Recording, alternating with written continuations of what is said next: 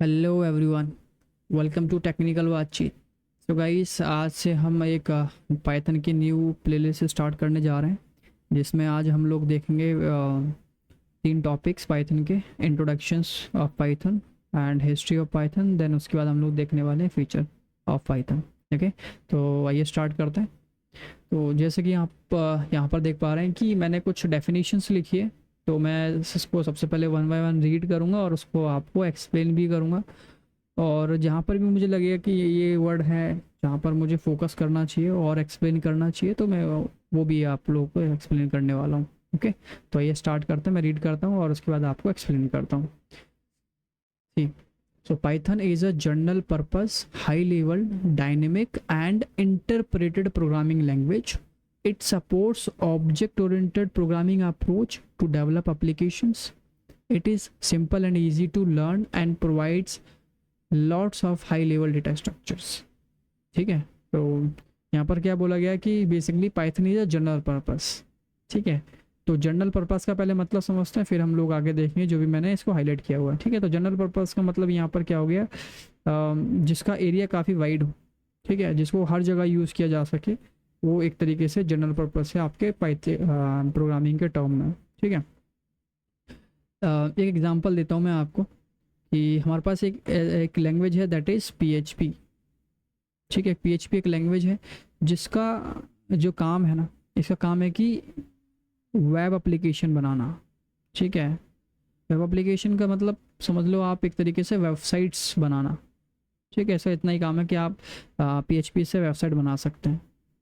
ठीक है, अच्छा, इसका एक जनरल वे में एग्जांपल है, जैसे कि रियल लाइफ में, कि जैसे कि एक टीचर है, राहुल हम ले लेते हैं। राहुल एक टीचर है जो कि एक टॉपिक पढ़ा, मतलब एक टॉपिक नहीं, एक सब्जेक्ट पढ़ाते हैं। उनका सब्जेक्ट है एक तरीके से हिंदी। ठीक है, हिंदी ले लेते हैं।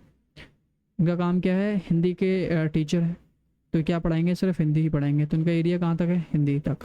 ठीक है, अगर मैं इनसे बोलूँ कि भाई आपको साइंस पढ़ाने, तो नॉट पॉसिबल।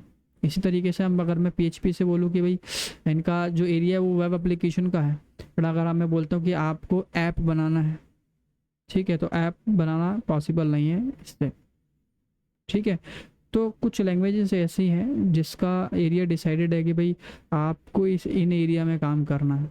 ठीक है, तो वही एरिया में वो काम कर सकते हैं, उसके बियॉन्ड नहीं जा सकते, है ना। इसी इसी तरीके से अब जैसे कि मैंने टीचर लिया राहुल, तो उनका क्या है कि वो सिर्फ हिंदी पढ़ा सकते हैं। अब मैंने सुमित ले लिया, अगर वो सिर्फ इंग्लिश पढ़ाते तो वो इंग्लिश ही पढ़ा सकते हैं, कोई और सब्जेक्ट नहीं पढ़ा सकते। लेकिन कुछ ऐसे टीचर होते हैं जिनको स्पेशल टीचर भी कहा जाता है। वो क्या करते हैं, वो मल्टीपल सब्जेक्ट्स आपको पढ़ा सकते हैं, है ना। मतलब उनका एरिया बड़ा है। ठीक है, मतलब वो एक तरीके से वास्ट है।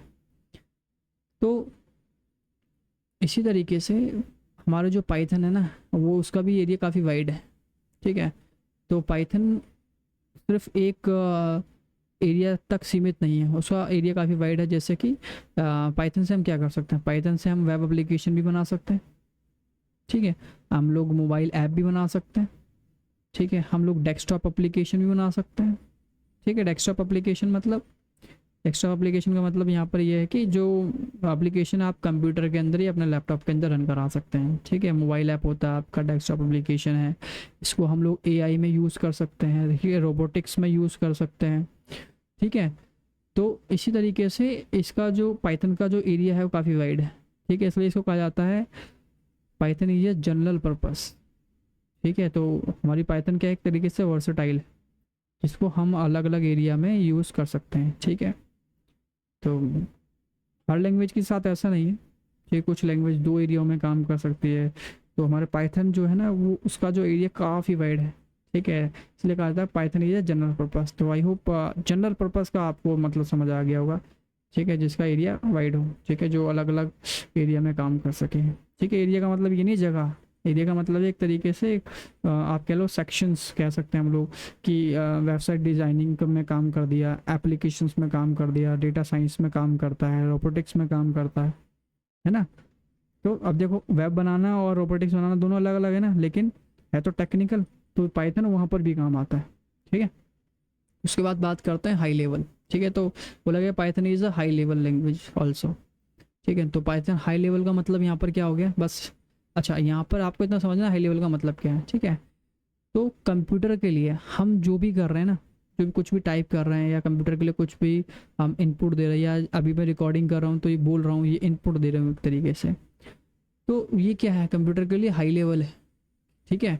तो कंप्यूटर के नज़र में हमारी जो लैंग्वेज है उसको कहा जाता है हाई लेवल, जो भी हम बोल रहे हैं या जो भी हमने लिखा है, जैसे मैंने ये लिखा हुआ है, सेंटेंसेस लिखे हुए हैं, ये क्या हाई लेवल है, जिसको हम और आप पढ़ सकते हैं, लेकिन कंप्यूटर नहीं पढ़ सकता। क्यों नहीं पढ़ सकता है? आपने कभी सुना होगा कि कंप्यूटर जो वर्क करता है वो बाइनरी लैंग्वेज पे वर्क करता है, ठीक है। और जो कि क्या समझता है, 0 1 समझता है, 0 1 0 1 0 1, ठीक है। तो अगर पाइथन सॉरी, अगर कंप्यूटर आपका 0 1 समझता है, तो ये कैसे समझेगा ये जो इंग्लिश में हमने वर्ड्स लिखे हुए हैं, ठीक है। तो कंप्यूटर की नज़र में हम जो भी लिख रहे हैं, जो भी बोल रहे हैं, वो क्या है, वो हाई लेवल लैंग्वेज है, ठीक है। और जो कंप्यूटर समझता है वो लो लेवल समझता है, जिसको 0 1 की लैंग्वेज कहा जाता है, ठीक है, समझ आए। तो मतलब हम कैसे कौन सी लैंग्वेज में बात करते हैं कंप्यूटर में, हाई लेवल में बात करते हैं, ठीक है। तो अभी यहाँ पर एक क्वेश्चन ये आता है कि अगर हम लोग हाई लेवल में बात करते हैं और सिस्टम आपका लो लेवल समझता है, ठीक है, तो फिर समझ कैसे पाएगा, क्योंकि हमारी लैंग्वेज और इसकी लैंग्वेज तो अलग है ना, काफ़ी अलग है। तो अब एक यहाँ पर एक चीज़ आपको समझनी है कि मान लो कि एक पर्सन है यहाँ पर जिसको सिर्फ इंग्लिश आती है, ठीक है, और एक पर्सन ऐसा है जिसको सिर्फ हिंदी आती है, ठीक है। तो ये आपस में कम्युनिकेट कैसे करेंगे, कैसे करेंगे कम्युनिकेट? तो इन दोनों में से किसी एक को, है ना, एक ऐसा पर्सन चाहिए जो कि इन दोनों की लैंग्वेज समझता हो, मतलब जिसको हिंदी इंग्लिश दोनों आती हो, है ना, जिसको हिंदी इंग्लिश दोनों आती हो। तो उससे क्या होगा, ये जो कुछ भी बोलेगा, है ना, जो कुछ भी बोलेगा इंग्लिश वाला, तो इसकी इंग्लिश को ये पर्सन जो है ट्रांसलेट करेगा, और ट्रांसलेट करके इसको बता देगा कि भाई इन्होंने क्या आपको दिया है, क्या बोलना चाह रहे हैं। इसी तरीके से, ठीक है, अब क्या हुआ, इन्होंने इंग्लिश बोला, इन्होंने ट्रांसलेट कर दिया, वे समझ गए, हिंदी में इनको दे दिया इन्हीं की लैंग्वेज में, तो इस पर्सन ने इसको किस में दिया, इनकी लैंग्वेज में दे दिया, जिस लैंग्वेज को ये समझते हैं। अब इसी तरीके से अगर ये कुछ कहना चाहते हैं, ठीक है, पर्सन बी अगर कुछ कहना चाहता है तो वो अपनी हिंदी लैंग्वेज में बोलेंगे, है ना। तो उसके बाद ये जो मीडिएटर है आपका, मीडिएटर जो, वो क्या करेगा, वो फिर से कन्वर्ट करेगा, किसको, हिंदी को कन्वर्ट करेगा इनकी लैंग्वेज में, है ना। तो ये मीडिएटर है बेसिकली एक तरीके से। तो इसी तरीके से लो लेवल और हाई लेवल दो लैंग्वेज है हमारे पास। तो कंप्यूटर लो लेवल समझता, हाई लेवल नहीं समझता है, ठीक है। तो कम्युनिकेट करने के लिए कोई एक मीडिएटर चाहिए होगा, तो यहाँ पर उस मीडिएटर का नाम है इंटरप्रेटर, ठीक है, इंटरप्रेटर ये नाम है, ठीक है। तो कहा गया पाइथन इज इंटरप्रेटर लैंग्वेज। तो पाइथन की जो लैंग्वेज है, हम पाइथन की जो लैंग्वेज लिखते हैं वो क्या लिखते हैं, हाई लेवल में लिखते हैं। मतलब जिस तरीके से मैं यहाँ सेंटेंसेस लिख रहा हूँ ना, इसी तरीके से आपको वहाँ पर भी कुछ इंग्लिश के वर्ड्स देखने को, कुछ क्या, पूरा ही पाइथन हम इंग्लिश में ही लिखने वाले हैं बेसिकली, ठीक है। सेंटेंस नहीं है बट कुछ सिंटेक्सेस हैं, ठीक है। तो वो इंग्लिश में होगा बेसिकली, जो भी हम लिखेंगे वो इंग्लिश में रहेगा। तो उस इंग्लिश को, उस हाई लेवल लैंग्वेज को कन्वर्ट करने के लिए कौन चाहिए होगा, मेडिटर चाहिए होगा। तो जो भी हम पाइथन में कोड लिखेंगे ना, उसको एक कन्वर्ट करने वाला एक पर्सन चाहिए, दैट इज इंटरप्रेटर। पाइथन के केस में इंटरप्रेटर है, ठीक है। उसका जो मीडिएटर का नाम है वो इंटरप्रेटर है। वो क्या करेगा, उस हाई लेवल लैंग्वेज को कन्वर्ट करेगा लो लेवल के अंदर, ताकि आपकी मशीन समझ सके, ठीक है। तो देखिए यहाँ पर पाइथन का इंटरप्रेटर अलग होता है बेसिकली। हमारे जो कंप्यूटर के अंदर होते हैं, ठीक है, दो तरह के मीडिएटर होते हैं अगर कहा जाए तो। एक होता है आपका कंपाइलर, ठीक है, एक होता है इंटरप्रेटर, ठीक है, ठीक है। तो अब मैं थोड़ा सा इनकी दोनों की वर्किंग बताता हूँ, ठीक है। वो आगे जाके मैं और भी थोड़ा डेप्थ में बताऊँगा, लेकिन अभी आपको इतना समझना है दोनों का काम क्या है। देखो इंटरप्रेटर का काम जो होता है ना, वो क्या होता है कि अगर आपने 2 सेंटेंस लिखे या 10 सेंटेंस लिखे, जैसे 1 2 3 4 5 सेंटेंस लिखे हैं, ठीक है, ये क्या करेगा कि फर्स्ट लाइन को रीड करेगा, समझेगा, ठीक है, और उसको ट्रांसलेट करेगा, ठीक है, या प्रोसेस कराएगा, ठीक है। तो फर्स्ट लाइन इसने रीड किया, ट्रांसलेट किया और दे दिया, ठीक है, जहाँ भी प्रोसेस होना है। इसी तरीके से अब सेकेंड लाइन रीड किया, प्रोसेस किया, ठीक है। थर्ड लाइन रीड किया, फिर उसके बाद उसको प्रोसेस कर दिया। इस तरीके से ये लाइन बाय लाइन करता है। अगर 1000 लाइन लिखे तो 1000 टाइम्स रीड करेगा और उसको प्रोसेस करेगा, ठीक है। जबकि कंपाइलर का काम क्या होता है कि भाई हम एक एक करके रीड नहीं करेंगे, एक एक करेगा कंपाइलर, एक बार में सब रीड करेगा, फिर आपको रिजल्ट दे देगा जो भी इसको रिजल्ट देना होगा, ठीक है। तो interpreter line by line read करता है, कंपाइलर एक बार में सारा रीड करता है, ठीक है। तो अगर लाइन बाय लाइन रीड करता है ना ये, अगर मैंने मान के चलो पाइथन कोड में कुछ भी गलती की होगी ना, तो अगर पहली लाइन पे मैंने कुछ गलती कर दी है तो वो पहली लाइन पे ही मुझे एरर दे देगा, वो आगे की लाइन रीड नहीं करेगा। कब तक रीड नहीं करेगा? जब तक कि आप उसको सॉल्व नहीं कर देते हो, ठीक है। इसी तरीके से वो रीड करता है। कंपाइलर क्या करता है कि एक बार में रीड करेगा और सारी गलतियाँ एक बार में आपको दिखा देगा, ये सारी गलतियाँ, ठीक है। तो पाइथन के अंदर इंटरप्रेटर होता है, और भी लैंग्वेजेस होती हैं जिसमें इंटरप्रेटर, किसी में कंपाइलर होता है, ठीक है। तो ये आपको समझना है। तो ये ध्यान रखना, पाइथन के अंदर क्या होता है, इंटरप्रेटर होता है, ठीक है। और ये जो इंटरप्रेटर है कंप्लीटली ऐसे वर्क नहीं करता है जैसे मैंने अभी आपको यहाँ बताया।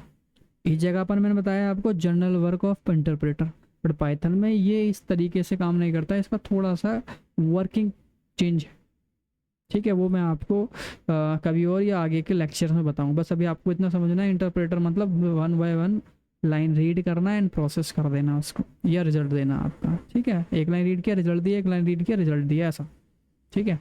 इंटरप्रेटर मतलब mediator which converts your high level language to low level language, ठीक है।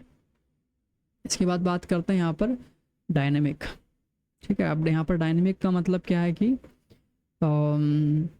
हाँ, इसको एक एग्जांपल से और मैं आपको समझाता हूँ कि देखिए कि एक स्टूडेंट है, और जिस स्टूडेंट के आपको मार्क्स अपने रजिस्टर्ड में या फिर आपके सिस्टम पे ऐड करने हैं, ठीक है। तो मार्कशीट के लिए मैंने क्या बोला कि मुझे स्टूडेंट का नेम चाहिए और उसके मार्क्स कितने हैं वो मुझे स्टोर करने हैं, ओके। तो मार्क्स नेम जैसे कि मैंने ले लिया यहाँ पर राहुल, एक ले लिया मैंने सुमित, और एक ले लेते हैं हम लोग अमित, ठीक है। मार्क्स मैंने 75, 72 और 62 ले लिए, ठीक है। तो अब ये जो नेम है ना, ठीक है, देखो कंप्यूटर के अंदर आप जो भी चीज़ डालते हो ना उसको सिस्टमेटिक चाहिए, ठीक है। नहीं है तो उसको बनाना पड़ेगा, ठीक है। या सिस्टम बनाएगा या हम बनाएंगे, ठीक है। तो कुछ लैंग्वेजेस ऐसी होती हैं जिनको आपको बताना पड़ता है कि जो भी आप डेटा ले रहे हैं ना, जो भी डेटा इनपुट करा रहे हैं, वो डेटा का टाइप क्या है। टाइप का मतलब यहाँ पर क्या है कि अगर मैं नेम ले रहा हूँ तो मुझे बताना पड़ेगा कि जो नेम है ना वो किस तरह का डेटा है। किस तरह का मतलब कि ये डेटा कैरेक्टर वाला है, अल्फ़ा मतलब अल्फ़ाबेटिक है, या फिर न्यूमेरिक है, ठीक है। ठीक है, अल्फ़ाबेटिक है या न्यूमेरिक है। अल्फ़ाबेटिक में कैरेक्टर को बोल सकता हूँ यहाँ पर, ठीक है, नॉर्मल लैंग्वेज में ये कैरेक्टर या न्यूमेरिक, ठीक है। इसको आप अल्फ़ाबेटिक को आप स्ट्रिंग भी बोल सकते हो, ठीक है। देखो कैरेक्टर का मतलब हो गया जहाँ पर एक एक ही वर्ड हो, मतलब वर्ड नहीं, एक ही कैरेक्टर हो, जैसे ए या फिर बी या फिर सी या फिर डी या ई, एक ही कैरेक्टर, ठीक है। और न्यूमेरिक का मतलब नंबर। तो जब भी आप सिस्टम में डेटा एंटर करोगे ना, ठीक है, या किसी लैंग्वेज के थ्रू आप लेना चाहते हो कि भाई मुझे कुछ डेटा चाहिए, ठीक है, उस लैंग्वेज में आपने ऐसा कोड लिखा है कि मुझे एक डेटा रखना है, तो उस लैंग्वेज में आपको ये बताना पड़ेगा जो आप डेटा रखना चाहते हैं ना वो किस तरह का डेटा यूज़र डालेगा, है ना, किस तरह का यूज़र आपको डेटा देगा। क्या वो न्यूमेरिक में देगा, क्या वो आपको डेटा कैरेक्टर में देने वाला है ना, या फिर आपको डेटा फ्लोट में मिलने वाला है। फ्लोट का मतलब हो गया जैसे कि कोई भी वैल्यू ले ली हमने जिसमें पॉइंट के बाद की वैल्यू आती है, इसको बोलते हैं फ्लोट, ठीक है। इसको कुछ और भी बोलते हैं, अभी मेरे को नाम याद नहीं आ रहा, पॉइंट्स को एक्सपोनेंशियल, ठीक है। देखते हैं अभी टेक्निकल लैंग्वेज में आप इसको फ्लोट बोल सकते हैं, ठीक है। तो बेसिकली जब भी आप कोई भी डेटा एंटर करते हैं तो हमको लैंग्वेज में पहले डिसाइड करना होता है कि जो डेटा आने वाला है वो किस तरह का डेटा आएगा, न्यूमेरिक डेटा आएगा या फिर स्ट्रिंग का डेटा आएगा, मतलब अल्फ़ाबेट का डेटा, अल्फ़ाबेट वाला डेटा आएगा, या फिर फ्लोट का डेटा आएगा। वो आपको पहले से डिसाइड करना पड़ता है, ठीक है, कुछ लैंग्वेजेस ऐसी होती हैं, कुछ लैंग्वेजेस ऐसी होती है जिसमें बताना नहीं पड़ता किस तरह का डेटा आएगा। अब जैसे कि एक जावा लैंग्वेज है, ठीक है, जैसे सी है या C++ है, अगर इसमें आपने नेम लेना है या आपने इसमें कुछ नंबर रखना है तो आपको बताना पड़ेगा कि अगर आपको कोई नंबर रखना है तो बोलना पड़ेगा कि इस हमारे पास जो डेटा आने वाला है वो किस तरह का डेटा आएगा, वो इंटीजर टाइप का डेटा आने वाला है। ठीक है, न्यूमेरिक आएगा, न्यूमेरिक का मतलब इंटीजर हो गया यहाँ पे। ठीक है, न्यूमेरिक को आप इंट बोलते हैं टेक्निकल वे में। ठीक है, इंट या फिर इंटीजर कुछ भी बोल सकते हैं। ठीक है, तो यहाँ पर आपको बताना पड़ेगा कि मुझे डेटा इंट में चाहिए। सी में भी बताना पड़ता है डेटा चाहिए इंट में, C++ में बताना पड़ता है इंट में चाहिए, कैरेक्टर में चाहिए या फ्लोट में चाहिए, बताना पड़ता है। ठीक, उसका डेटा का, इसको बोलते हैं डेटा टाइप, है ना, डेटा किस टाइप का है, ठीक है, आने वाला है। अब जैसे PHP में आपको ऐसा कुछ बताने की ज़रूरत नहीं, PHP समझदार है। ठीक है, PHP समझ जाएगा कि भाई आपने जो डेटा दिया है हम गेट कर ले रहे हैं, हम खुद समझ जाएंगे अपने अकॉर्डिंग कि कैसा डेटा आप लोग हमको दे रहे हैं। तो सेम इसी तरीके से पाइथन भी वर्क करता है। पाइथन भी डायनेमिक टाइप है। डायनेमिक टाइप का मतलब ये है कि आप जो भी डेटा दे रहे हैं, जैसे कि आपने डेटा दिया राहुल, ठीक है, वो समझ गया कि आपने जो डेटा दिया वो स्ट्रिंग दिया है, या आपने डेटा दिया 75, वो समझ जाए कि वो खुद ही अंडरस्टैंड कर लेगा, समझदार है भाई इतना ये कि आपने जो डेटा दिया वो इंटीजर दिया है। अगर आपने 75.60 दे दिया तब भी गेट कर लेगा, इस बार आपने डेटा फ्लोट में दिया है। ठीक है, तो इसलिए इसको कहा जाता है डायनेमिक टाइप। तो इसको कोई बताने की ज़रूरत नहीं है, अंडरस्टैंड करता है खुद से। ठीक है ना, बढ़िया चीज़। ठीक है, और अब उसके बाद क्या बोलता है, supports object oriented programming approach. तो ऑब्जेक्ट ओरिएंटेड क्या है वो हम आगे के लेक्चर में डिस्कशन करेंगे। ठीक है, नेक्स्ट आगे बात करते हैं। क्या लिखा है, Python is not intended to work in a particular area. तो बोला ना, एक किसी एक पर्टिकुलर एरिया के लिए नहीं बनाया गया है कि भाई इसका यूज़ सिर्फ एक पर्टिकुलर एरिया में होगा, नहीं। इसका जो वर्क है ना वो अलग अलग जगह पे होता है। जैसे मैंने अभी आपको बताया, वेब के लिए, ऐप के लिए, डेस्कटॉप ऐप के लिए, AI में, रोबोटिक्स में, ठीक है, डेटा साइंस में, डेटा एनालिस्ट में, कई जगह पर। That is why it is known as multipurpose programming language. इसलिए इसको कहा जाता है मल्टीपर्पज़। इसका पर्पस ही देखो अलग अलग है, क्योंकि एरिया अलग अलग है ना, तो पर्पस भी अलग अलग हो गया। अब जैसे वेबसाइट बनानी है तो मेरा पर्पस क्या है, वेबसाइट बनाने का। ऐप है तो ऐप का एरिया अलग है, उसका पर्पस ऐप बनाने का है। ठीक है, तो पाइथन जो है मल्टीपर्पज़ लैंग्वेज एक तरीके से हम कह सकते हैं। ठीक है, तो पाइथन के जो 4 मेन पॉइंट है वो मैंने आपको बता दिया कि जनरल पर्पस है, हाई लेवल है। ठीक है, तो हाई लेवल तो मल्टीपल लैंग्वेज होती हैं, है ना। हाई लेवल मतलब जितनी भी लैंग्वेजेस हैं मैक्सिमम, ठीक है, हम उसको हाई लेवल में ही लिखते हैं।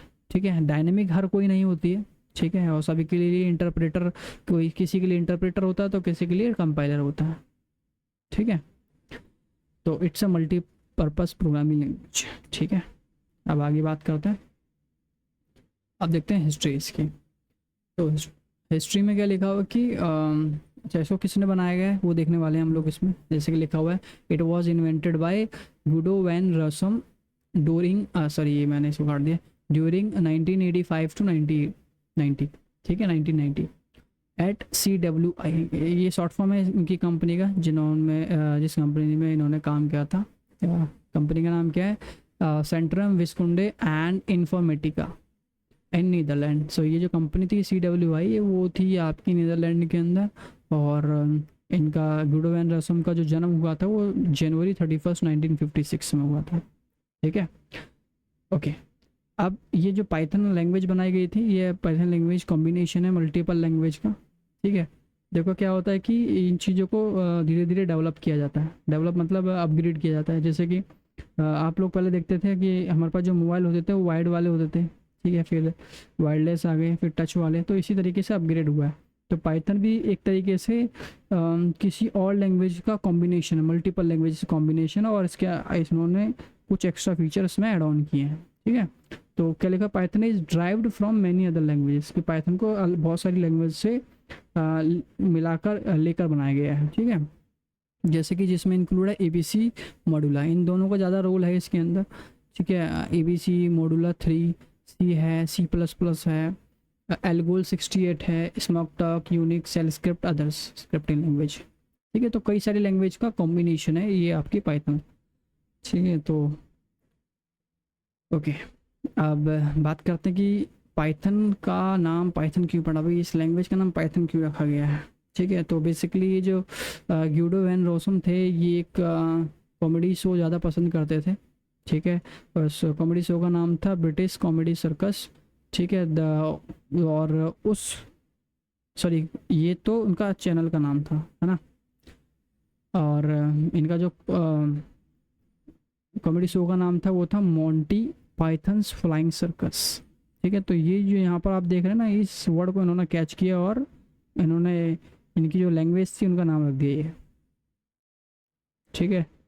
तो कहीं से उठा के कहीं से क्या, इन्होंने इनका फेवरेट ही और एक तरीके से जो शो था उसका एक वर्ड उठाया और उन्होंने रख दिया, ठीक है। ओके, अब बात कर लेते हैं हम लोग फीचर्स ऑफ पाइथन के, क्या क्या फीचर्स हैं इसके, ठीक है। तो सबसे पहले है easy to learn. Easy to learn इसलिए इसको बोला गया क्योंकि इसको लिखने में और इसको समझने में काफ़ी आसानी रहती है सभी को, ठीक। कोई भी इसको लिख सकता है और इजी से समझ सकता है, ठीक। कोई ज़्यादा डिफिकल्ट नहीं है, ठीक है। तो क्या लिखा हुआ है, Python has few keywords, simple structures. Simple structure है, लिखना इजी है। सिंपल स्ट्रक्चर मतलब इसका जो कोड लिखना है कोई ऐसा है नहीं कोई हैवी कोड लिखना है, जितना लिखोगे उतना रिजल्ट आपको मिलेगा, ठीक है। मतलब एक तरीके से कह सकते हो इसमें कम भी लिखोगे तो रिजल्ट आपको अच्छा देता है और ज़्यादा देता है, ठीक है। अब ज़्यादा का मतलब ये नहीं कि मैंने लिखा हेलो है वो पूरा सेंटेंस बना के देगा, नहीं, आप जो लिखोगे वो मिलेगा, ठीक है। लेकिन इसका जो सिंटेक्स होता है वो काफ़ी क्रिस्प एंड क्लियर होता है, ठीक है। एंड क्लियर डिफाइंड सिंटेक्स, जैसे कि मैंने अभी आपको बोला, ठीक है। This allow the student to pick up the language quickly, ठीक है। इस लैंग्वेज को स्टूडेंट्स ईजिली ग्रैब कर सकते हैं, ठीक है, क्योंकि इसको लिखना और पढ़ना काफ़ी ईजी है, ठीक है। नेक्स्ट है फ्री एंड ओपन सोर्स, ठीक है। तो पाइथन का जो लैंग्वेज है आप इसको फ्रीली यूज़ कर सकते हैं, ओपन सोर्स है। फ्री का मतलब है आप इसको कहीं से भी कहीं से भी नहीं, मतलब इंटरनेट से सर्च करके इसको फ्रीली डाउनलोड कर सकते हैं और उसको यूज़ कर सकते हैं। तो यहाँ पर दो चीज़ें हैं, एक फ्री है एक ओपन सोर्स है।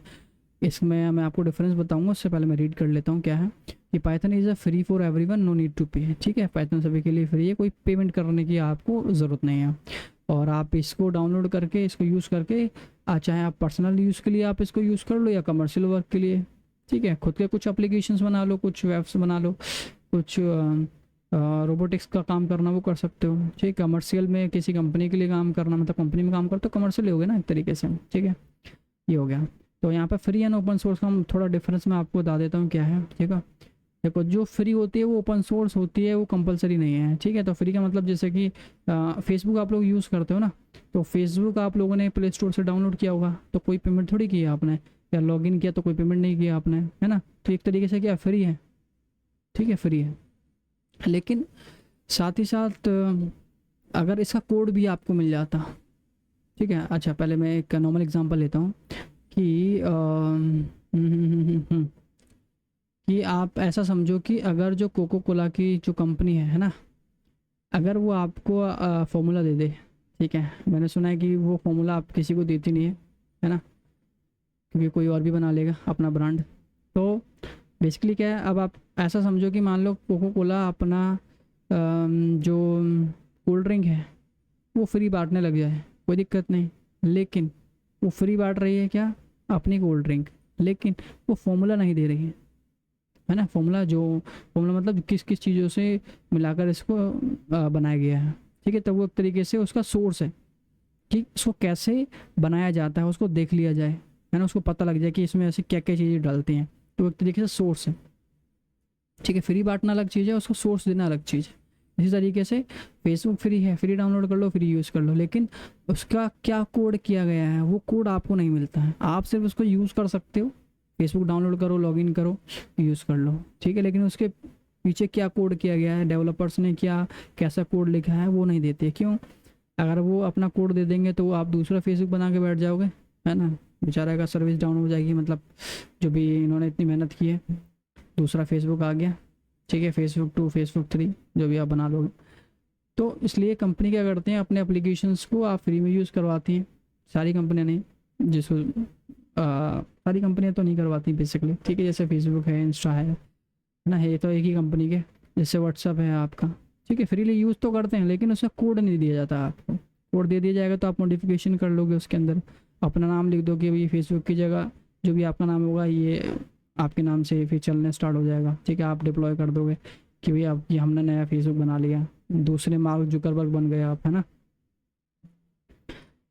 तो इसलिए कंपनियां नहीं देती हैं, ठीक है, क्योंकि उनको भी अपना बिजनेस चलाना है।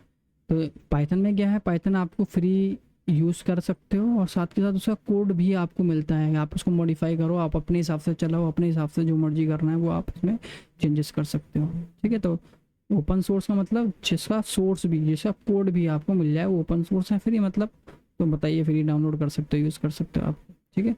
तो फ्री और ओपन सोर्स अलग अलग चीज़ें हैं, ध्यान रखना, ठीक है।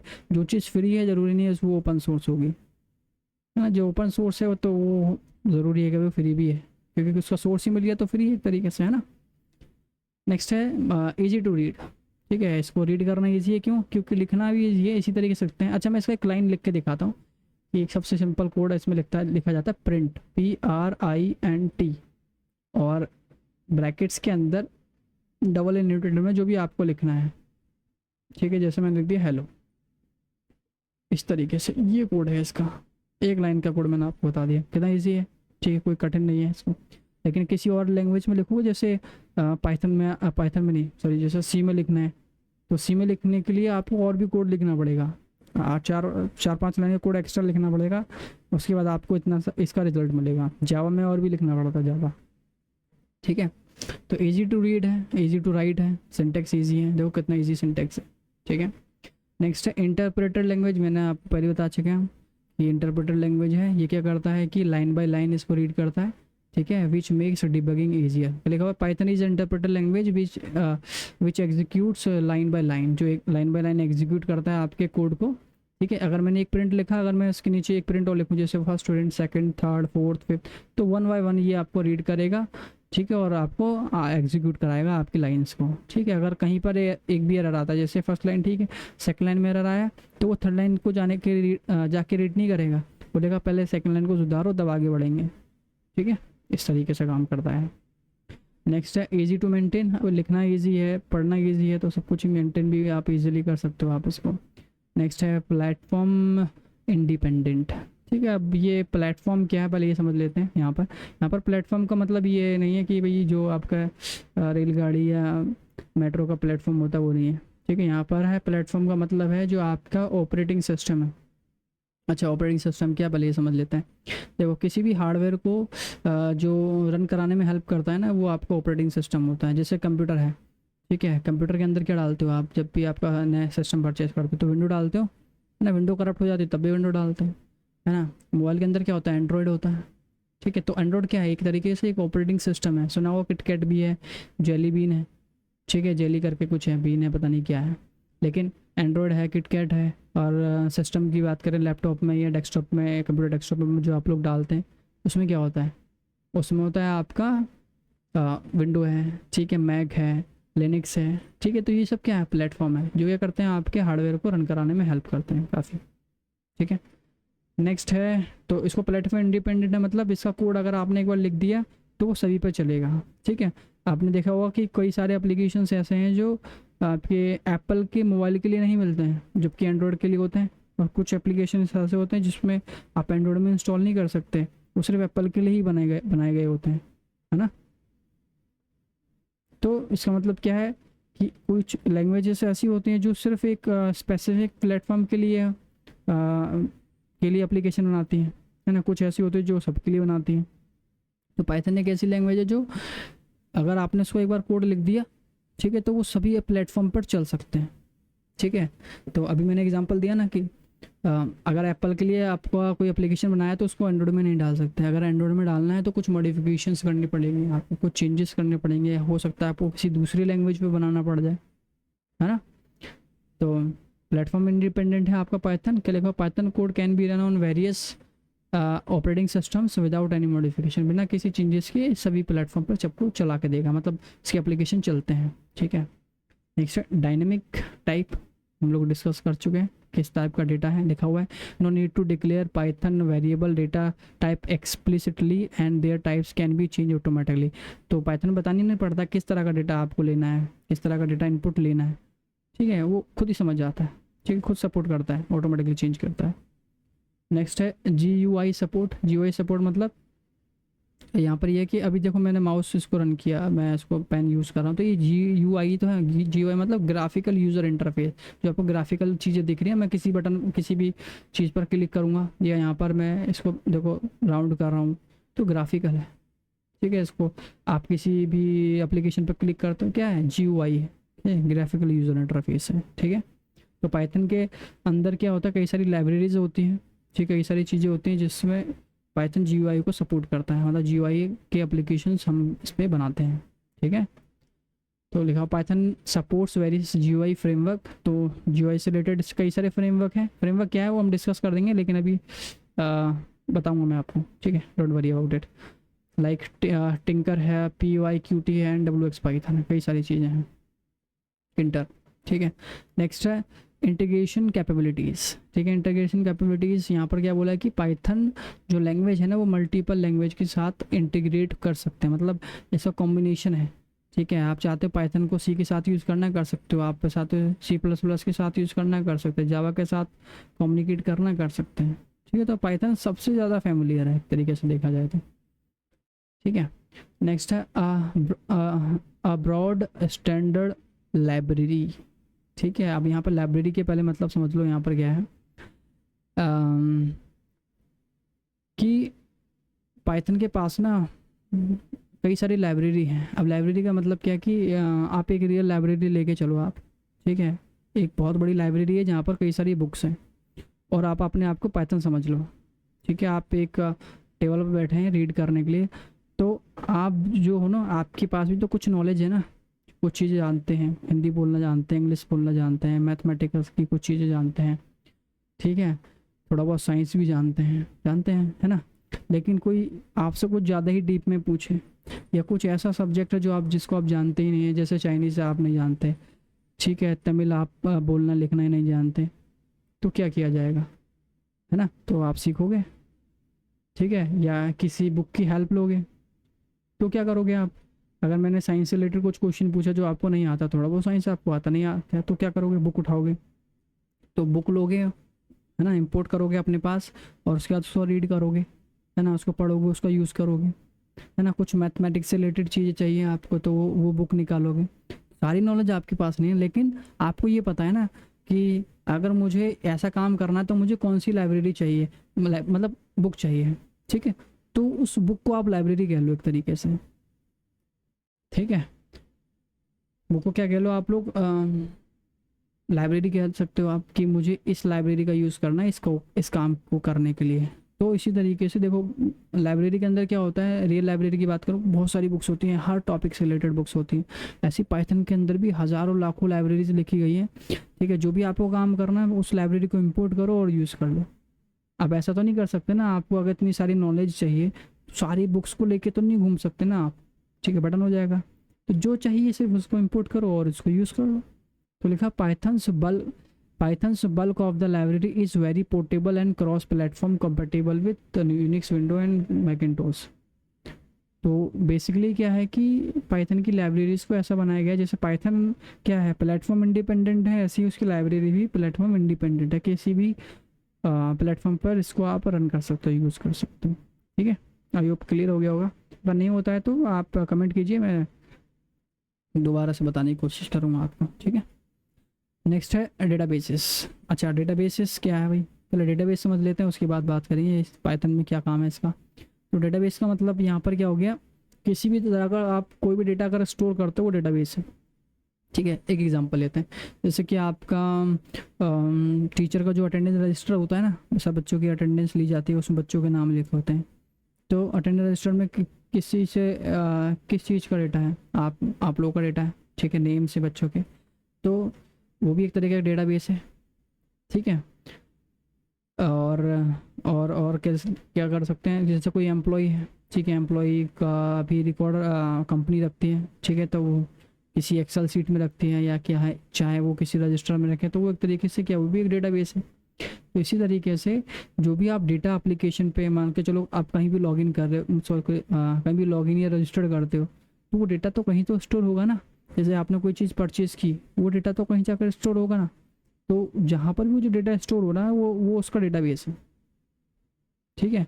अब जैसे कि एक वेबसाइट ले लो, आप अमेज़न ले लो, ठीक है, फ्लिपकार्ट ले लो, तो वो जब भी आप रजिस्टर करोगे या कोई चीज़ परचेज़ करते हो तो वो डेटा क्या होता है, आपका डेटा है। तो वो डेटा कहाँ जाएगा, हवा में तो लटकेगा नहीं ना, ठीक है। तो कहीं ना कहीं तो जाके स्टोर हो रहा है, ठीक, किसी किसी ना किसी जगह पर तो जाके स्टोर हो रहा होगा, ठीक है। तो वो उसको कहते हैं हम लोग डेटाबेस।